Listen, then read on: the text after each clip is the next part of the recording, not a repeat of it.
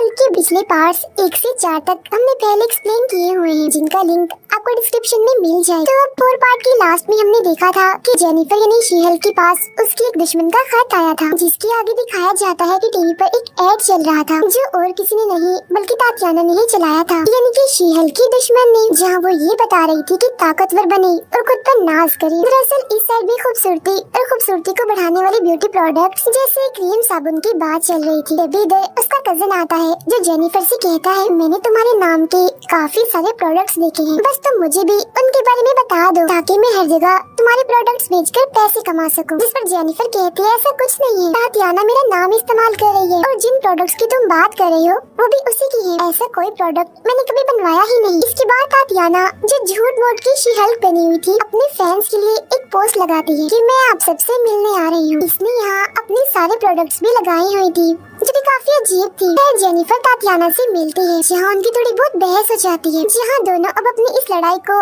Court तक ले जाने की बात करती हैं। इसके बाद हम देखते हैं जेनिफर की उस दोस्त को जिसका उसने केस लड़ा था। वो आता है जेनिफर की साथी के पास और उसे कहता है, मेरे साथ शॉपिंग पर चलोगी? इस पर वो कहती है, शॉपिंग तुम करोगे, बदले में मुझे क्या मिलेगा? इसके जवाब में वो कहता है, मैं एक ऐसे डिजाइनर को जानता हूँ जो लड़कियों के फैशन की चीजें कहीं से भी ढूंढ के ला सकता है, तो बोलो तुम्हें क्या चाहिए? जो सुनकर जेनिफर की दोस्त को ख्याल आता है कि क्यों ना हम उसे जेनिफर के नए कपड़े ही बनवा लें। जिसके बाद ये दोनों उस डिजाइनर के काम करने वाली जगह पर पहुंच जाते हैं। वहाँ एक आदमी इनसे पूछताछ करता है क्योंकि उसे लग रहा था कि पुलिस वाले हैं, मगर जब उसे तसल्ली हो जाती है तो वो उन्हें अपनी खुफिया जगह पर लेकर जाता है, जहाँ उन्हें हर तरह के कपड़े मिल सकते हैं। मगर जब भी लोग वहाँ आते हैं तो जेनिफर की दोस्त को काफी गुस्सा आ जाता है। वो कहती है, तुम हमें पागल बना रही हो, यहाँ तो अवेंजर्स सुपर हीरो से जुड़ी कोई भी चीज, कोई भी कपड़ा नहीं पड़ा। जिस लड़की के लिए मैं कपड़े बनवाने आई हूँ उसमें सुपर पावर्स है, सच में इस सबसे उसका कुछ नहीं होने वाला। जिसके बाद अब आखिरकार ये उस डिजाइनर के पास जाने ही लगते हैं जो सुपर हीरोज के कपड़े और उनसे जुड़े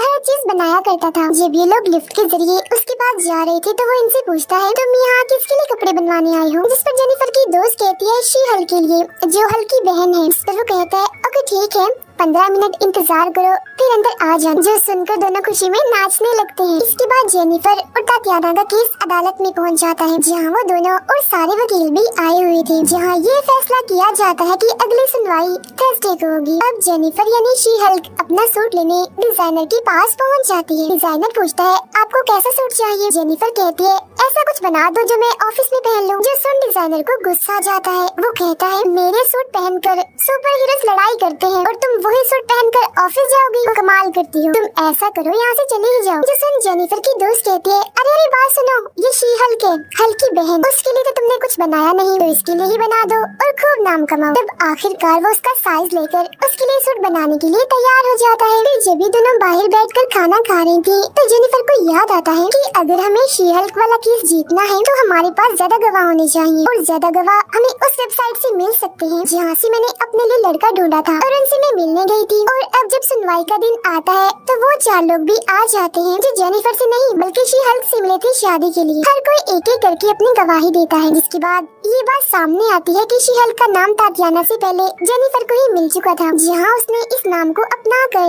अपनी एक अलग पहचान बना ली थी। इसके बाद ये केस जेनिफर के हक में जाता है और वो जीत जाती है। और वो केस जीत तो गई थी, मगर उसे इस बात का दुख था कि जिन 4 लोगों ने गवाही दी उन्होंने कभी जेनिफर को पसंद किया ही नहीं, बल्कि वो तो सिर्फ शी हल्क को ही चाहते थे। जीतने की खुशी में वो अपने लॉयर के साथ एक बार में जाती है, जहाँ लॉयर कहती है, तुम काम तो अच्छा करती हो, वैसे भी अच्छी हो यार, मगर तुम कपड़े अच्छे नहीं पहनती। कपड़ों से उसे याद आता है, ओ हाँ, डिजाइनर ने मेरे कपड़े बना दिए होंगे। जिसके फौरन बाद वो पहुँच जाती है डिजाइनर के पास कपड़े लेने के लिए, जहाँ वो उसे 2 सूट देता है, एक ऑफिस के हिसाब से और एक लड़ाई के हिसाब से। मगर यही हम देखते हैं कि एक और सुपर हीरो का सूट भी पड़ा हुआ था, जिसे पैक किया हुआ था ले जाने के लिए। फिर अब जेनिफर के पास उसकी सबसे अच्छी दोस्त की शादी का कार्ड आता है, जिसे देख वो काफी खुश हो जाती है। यहाँ उसके साथ उसकी दोस्त भी थी, जिसे वो अपना नया सूट दिखाते हुए कहती है, शादी में मैं अपना ये बेहतरीन सूट पहन कर जाऊंगी, वो भी अपनी शी हल्क वाले रूप में। जिसके बाद अगले ही दिन वो प्यारा सा सूट पहनकर शी हल्क के रूप में पहुंच जाती है अपनी दोस्त की शादी में। हर किसी की नजर उसी पर ही टिकी हुई थी। उसे देखकर सभी की आंखें खुली की खुली रह जाती हैं। जो देख उसकी दोस्त जिसकी शादी थी उसे बहुत बुरा लगता है। वो उसके पास आकर कहती है, अरे ये क्या कर रही हो तुम? अगर तुम ऐसे ही शी हल्क वाले हुलिये में ही फिरती रहोगी, वो भी इतना अच्छा ड्रेस पहनकर, तो हर कोई तुम्हें ही देखेगा। ऐसा मत करो तो मेरे दोस्त, समझो प्लीज, शादी है आज मेरी और मैं चाहती हूँ कि हर कोई इंसान, हर लड़की मुझे ही देखे। उधर जेनिफर के ऑफिस में एक और केस आ जाता है जहाँ एक बूढ़ा आदमी आकर कहता है कि मुझे अपनी बीवियों से डिवोर्स चाहिए। वो बहुत परेशान करती है, मैं तंग आ गया उनसे, इस केस को आप संभालो प्लीज। जिसके बाद जेनिफर की दोनों साथी लड़कियाँ इस केस पर अपना काम करना शुरू कर देती है। थोड़ी बहुत जांच पड़ताल करने पर उन्हें इस आदमी में ही गड़बड़ लगती है, इसीलिए वो इसे कहती है तुम हो ना जो एक नंबर के नाशुक्रे और आलसी इंसान हो, तुम खुद तो कुछ करते नहीं और दूसरों से फायदा उठाते हो। जो सुन उससे गुस्सा आ जाता है और वो खिड़की से कूदकर एक बार फिर अपनी जान ले लेता है। मगर हम देखते हैं कि वो मरता नहीं, क्योंकि उसके पास ये ताकत थी कि वो कभी भी नहीं मर सकता। शादी में हम देखते हैं कि एक और मेहमान आती है जो और कोई नहीं थी बल्कि थी तातियाना, यानी शीहल की दुश्मन। उसे देखकर जेनिफर को गुस्सा आ जाता है, इसीलिए वो उसे कहती है ये मेरी दोस्त की शादी है, तुम यहाँ से निकलो, तुम्हारा यहाँ होना मुझे गुस्सा दिलाता रहेगा। जिसे तातियाना कहती है मैं तो नहीं जा सकती क्योंकि मैं तुम्हारी दोस्त की हस्बैंड की कजन हूँ। फिर अब यहाँ जेनिफर की दोस्त उसे खूब काम निकलवाती है और साथ में ये भी कह देती है कि प्लीज शी-हल्क मत बनना पूरी शादी में। उधर उस बूढ़े आदमी का केस चल रहा था जहाँ उसकी सारी बीवियाँ आई हुई थी और अपनी अपनी शिकायतें भी कर रही थी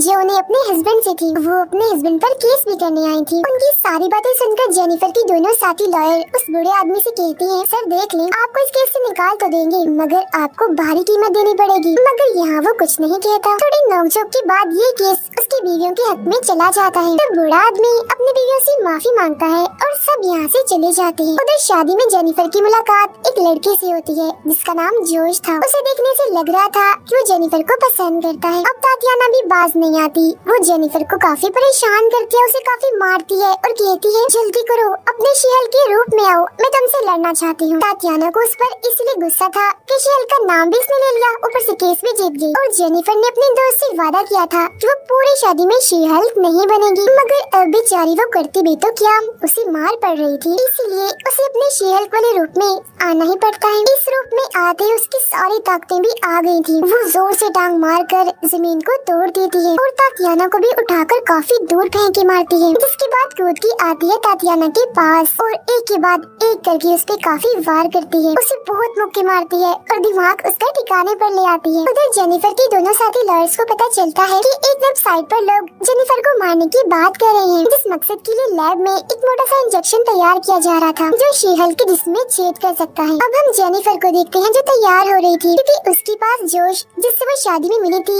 उसका मैसेज आ रहा था कि मैं तुम्हें लेने आ रहा हूँ। वो जोश की वजह से काफी खुश थी कि मुझे कोई तो ऐसा मिला जो मेरे शी-हल्क वाले नहीं बल्कि मेरे इंसानी रूप को पसंद करता है, यानी जेनिफर वाले रूप को। वो हर वक्त उसके बारे में ही सोचने लगती है। वो लोग बातें भी करते हैं, मिलते भी हैं, साथ रहते भी हैं और अब जेनिफर को उससे प्यार हो जाता है। एक साथ रात गुजारने के बाद जब अगली सुबह जेनिफर ऑफिस जाती है तो वो काफी उदास थी, उसका दिल ही नहीं लग रहा था क्योंकि वो जोश को याद कर रही थी और साथ ही उसके मैसेज का इंतजार भी, क्योंकि रात से अब तक उसका कोई मैसेज नहीं आता। और तो पूरा एक दिन गुजर गया था मगर फिर भी मैसेज नहीं आता। बार बार वो फोन चेक करती है मगर कोई मैसेज नहीं आता। और फिर तभी उसके पास एक ऑफिसर का फोन आता है जो बताता है कि एमिल यानी अबोमिनेशन की जो डिवाइस थी उसमें कोई खराबी हो गई है। पुलिस तो संडे की वजह से वहाँ जाएगी नहीं, तो क्यों ना हम दोनों वहाँ जाकर चेक करें कि क्या सच में उसने कोई असूल तोड़ा है कि उसकी डिवाइस में कोई खराबी आ गई है। अब जोश की वजह से वो जाना तो नहीं चाहती थी मगर ये उसका काम था तो उसे जाना ही पड़ता है। और अगले ही दिन वो और ऑफिसर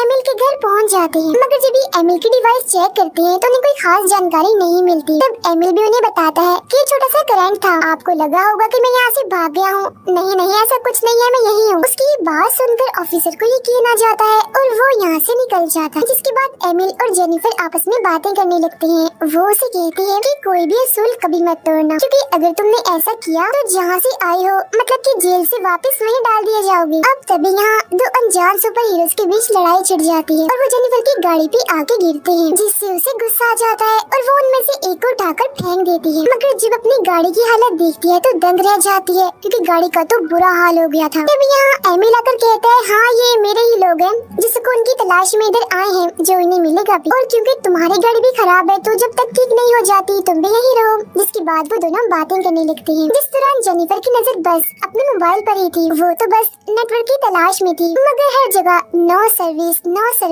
सर्विस आ रहा था। नेटवर्क का तो नामो निशान तक नहीं था। और फिर एक छोटे से केबिन में उसे सिग्नल मिल ही जाता है, मगर यहाँ एमिल और उसके साथी बैठे हुए थे और क्योंकि यहाँ सिग्नल मिल गए थे तो उसे यहाँ पर बैठना ही पड़ता है। मगर तभी वहाँ वो गुंडा आ जाता है जिसने एक बार जेनिफर पर जानलेवा हमला किया था, जिसे देखकर उसे गुस्सा आ जाता है और वो अपने शी-हल्क वाले रूप में आकर उस पर हमला कर देती है, उठाकर उसे काफी दूर फेंकती है। जब एक एमिल कहता है, ओह रुक जाओ, शांत हो जाओ। इस जगह पर कोई भी अपनी सुपर पावर्स का इस्तेमाल नहीं करता, कोई भी नहीं लड़ता। हम सुकून की शांति की तलाश में यहाँ बैठे हुए हैं, तो यहाँ लड़ो मत, सुकून से बैठो। इसके बाद वो लोग यहाँ